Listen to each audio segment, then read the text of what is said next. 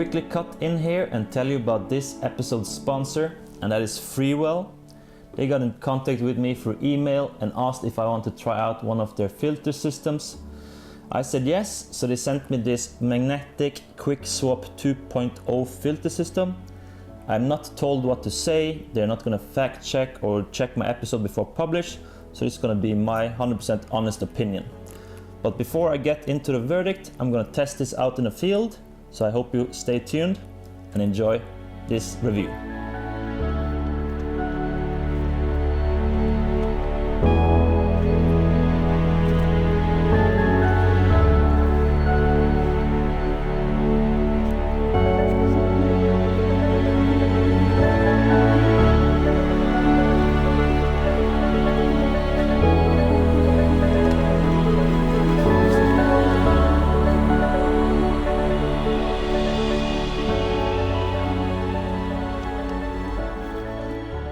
I am now here in Hardanger in a place called Olvik, and the goal today is to do some long exposures with the new filter system that I just have introduced in the beginning of this video.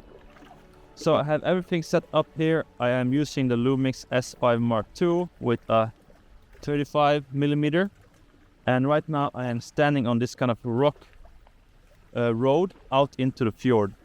So I have my model in the end of this kind of road, and she's gonna stand there with a beautiful orange jacket, and I'm gonna take a picture of her, and then I'm gonna take her out of the picture and do another picture with long exposure. So I'm gonna do a simple picture with her in it, so I don't have any movements in the model, or I capture any of her movements. So I'm gonna do a simple quick picture of her, take her out, and then do a long exposure, really long exposure of the same image, and then stitch those two on top of each other in post-process. So that is the goal of this location. So I am currently using now, with the picture of just her, the regular CPV filter, the polarizing filter. So I can just quickly show how that works in this case. So I'm gonna have a little video here down on the screen to show. So right now the goal of this CPV filter is to darken out the fjord, or darken out the waters. So you can see that it's getting brighter in the fjord, and then if I turn further, it's getting dark again. So the goal here is to keep the dark in the fjord and then make a long exposure of that one. But another cool thing with this filter is that it's all magnetic, so you technically just screw on this thing where you fasten the filters on, and then I can stack another filter on top of the CPV filter. And in this case, I'm gonna put on the ND1000, the strongest ND filter that I have received. And the really cool thing with this filter pack is this case that is in. It's so little and nicely designed, and when I open it up, it just spreads out, and I can just easily pick the filter I want. So in this case, I'm gonna use the ND1000, and I'm just gonna check there's nothing on here, dust, and then I can just easily click it on. So that is really handy. Then I just can put this back away again. And then on top of this, since it's snowing a little bit, I'm gonna put the lens hood on to cover the filters so it doesn't get like snowflakes on the filters. And I can easily do this without the filters getting touched or damaged in any way. So I can just screw it back on if I can put the filter correctly. So that is the goal for this image. So I'm gonna do a picture of her, and then I'm gonna do a really long exposure without her to flatten out the fjord, and also maybe smoothing out the clouds on the other side of the fjord as well. So I hope that will turn out really good. So I'm gonna show the picture now. So I hope you enjoy.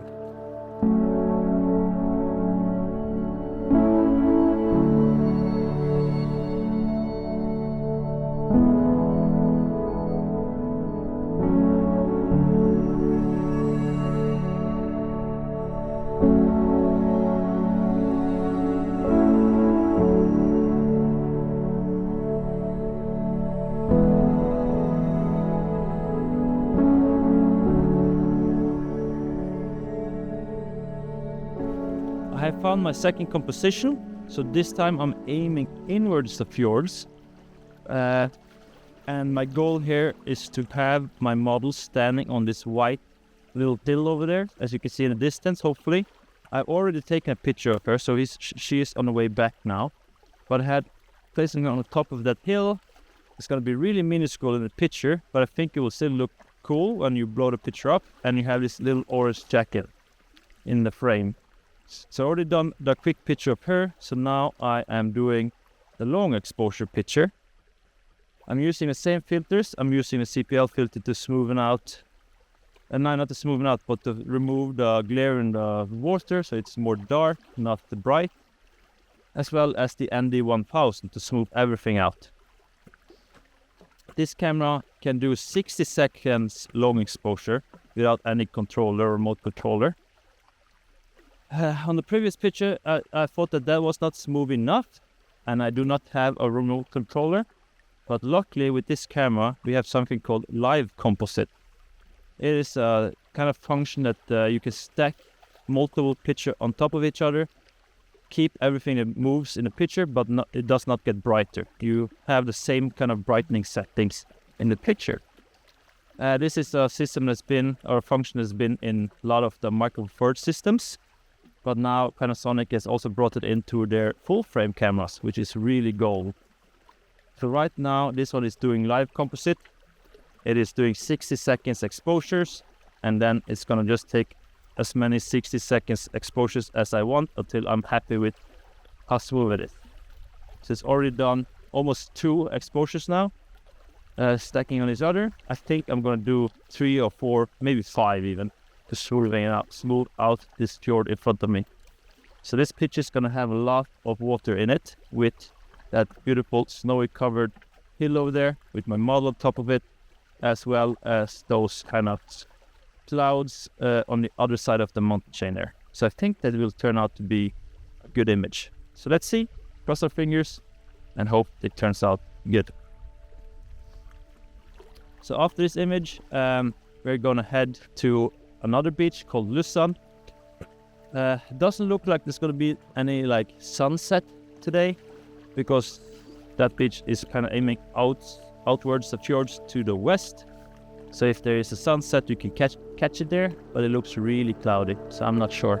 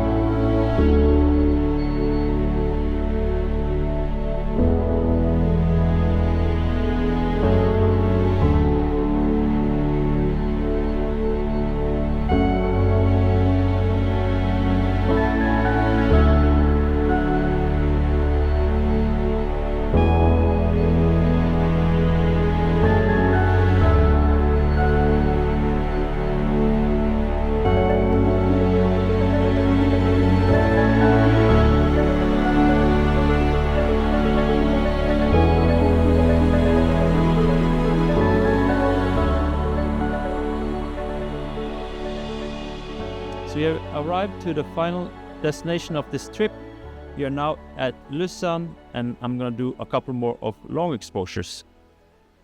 This time I'm actually gonna try out the 18mm and not the 35mm to capture some more landscape, because my model here is much closer than in the previous location. But I think I'm gonna have technically the same recipe as last time. So right now my model is all set up. I'm just gonna quickly show you how this CPL filter is working again, because it's such a good thing to have on these long exposures. So I have the CPL filter on right now, and as you can see on the video here, we have this glare in the water, and if I turn the CPL filter, it will become more glare. As you see now, it's more glare, and then if I continue to turn, it will get darker again. And what I want with this CPL filter is to get as much darkness in the fjord here as possible to see some of those rocks underneath the water. So I think around here is the best. So I'm just going to keep it like that. So I'm going to do the same kind of recipe as last time. I'm going to take a regular picture with my model in it, and then she can go out of the frame, and then I'm going to take a long exposure to smoothen everything out afterwards. And I'm yet again going to do the live composite, because 60 seconds is not smooth enough for my for what I want today. So I'm going to do a live composite again to stack maybe 5 to 10 pictures. So yeah, I'm going to take a picture of her now, so you can if you can look a little bit more straightforward. And then I'm going to take a quick picture of her that way, and then she can go out of the frame, and I can take another picture. I think I'm going to do one horizontal and one vertical. So I'm going to do 2 pictures of this location, and I think that's going to be it for this trip. We're kind of losing the light. It's getting more cloudy, which can turn out to be a little bit nice for long exposures, but I don't really think there is any more compositions to be made here. So I think after these 2 images, we're going to head back to my apartment for a final verdict of this amazing filter system. So yeah, hope you enjoy these 2 pictures.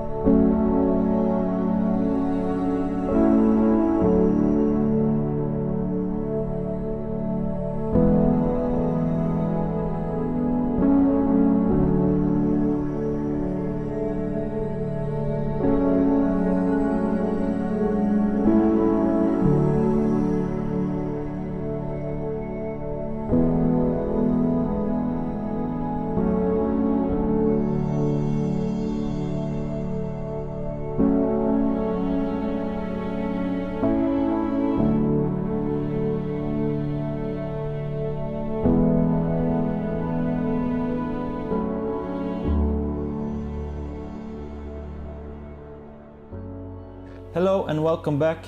So after testing out this filter system out in the field, I just have to say that this is a beautiful filter system. It was a real joy to use it. It's small, compact, doesn't weigh much, does not take much space in your backpack, and it really comes in this beautiful filter case, which I'm gonna open up and show you. I'll just have an extra video clip down in the corner here to show you a little bit closer up how it looks inside. But inside this filter case, there are 5 filters. They all come in their own pockets, as well as an extra pocket on each of the sides here, where you can put in an extra filter or 2 if you want to. But you have 5 filters in this one. So this is the CPL filter, and on each filter you can see the name of the filter 3 times on the side. So it's very easy to see which filter that you pick up. So this is the CPL filter, the UV filter, ND1000 filter, the ND64 filter, and then ND8 filter. But on top of these 5 filters, it also comes with a filter cap, which I think is quite unique. So this filter cap has this really beautiful ring on the side here, which you can take up and down, and then you can grab it and just take it off. It's magnetic as well as the other filters here, and then just put it back on. So if you want to pack down your camera but still have the filters on the lens, you can just easily just attach this one in the front of your filters, and then you can easily pack it down, get no dust on the filters, anything like that. But if you don't have this with you, or don't want to use it or take it up from the case, you can still use the lens cap on your lens onto the filters. This fits on every filter inside here. You can quickly just put it on. It sits really good. I have had no issues with this falling off whatsoever. I kind of have to use a force here and maybe just break the lens cap. I don't want to do that, but it really sits really good. And one of the things I showed you in the fields was that with the filters on the lens, you can still take on and off the lens hood with no problems. The lens hood does not touch the filters and the filters do not get in the way of the lens hood. So overall, this filter system is a real joy to use. It's very well thought through, and I think the quality of the filters is also really good. By looking at the pictures, I didn't find any issues with the filters at all. So this is a filter system I'm definitely going to use more in the future. But there is one improvement, or a tip at least, I want to give, and that is to add an extra filter in here, because for me it misses one of the filters. It does not have the neutral night filter. That's the filter that removes orange lights, like the human-made lights, out for night photography, and that is a filter that I really enjoy using. So I really recommend Freewell to put one of those filters into these filter packages, or just sell them as well on their website, so you can add it if you want, because that is definitely a filter I would buy if they make one of those, so I can add it into the filter pack or buy a filter pack with that in as well. So that's mostly the only tip or improvement I have to this filter system. Overall, I'm really happy and I'm definitely going to use it in the future. This filter package comes in 3 different sizes as far as I can see, and that is the 67mm, 77mm and 82mm. I picked the 67mm because of some of the lenses that I use and some of the lenses I might use in the future. One of the lenses I used for this review was the Lumix 18mm f1.8 prime lens. Lumix makes a lot of these prime lenses, and all of them are with 67mm. So you have the 18, the 24, the 35, the 50, the 85, even the macro 100 or the 100mm macro lens. All of them have a filter size of 67mm. But there are also other brands like the Tamron, for example, which I use for my Nikon system. They also make a lot of lenses with the 67mm thread, for example the 24-200, the 70-180, the 28-75, and I think 17-28mm.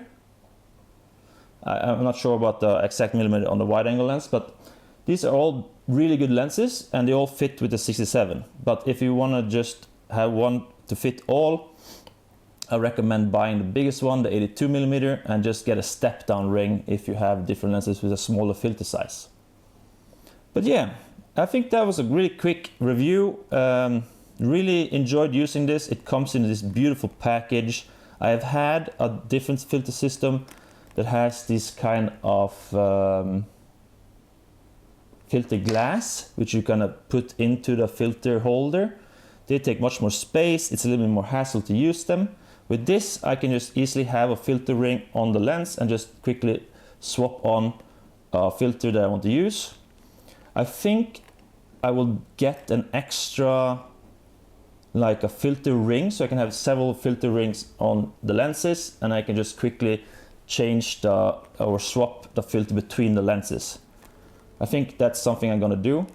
But yeah, with this small package, I can easily just put it in my backpack. Even though I'm not planning to use it, I can have it with me just in case I spot or find a scene where I really want to have like a long exposure, or if I want to do some video, for example, I can use some of these lighter ND filters, the ND8 for example, to put in front of the video to get the right shutter speed at daylight and stuff like that. So yeah, overall it's a really well thought through system. Really recommend it.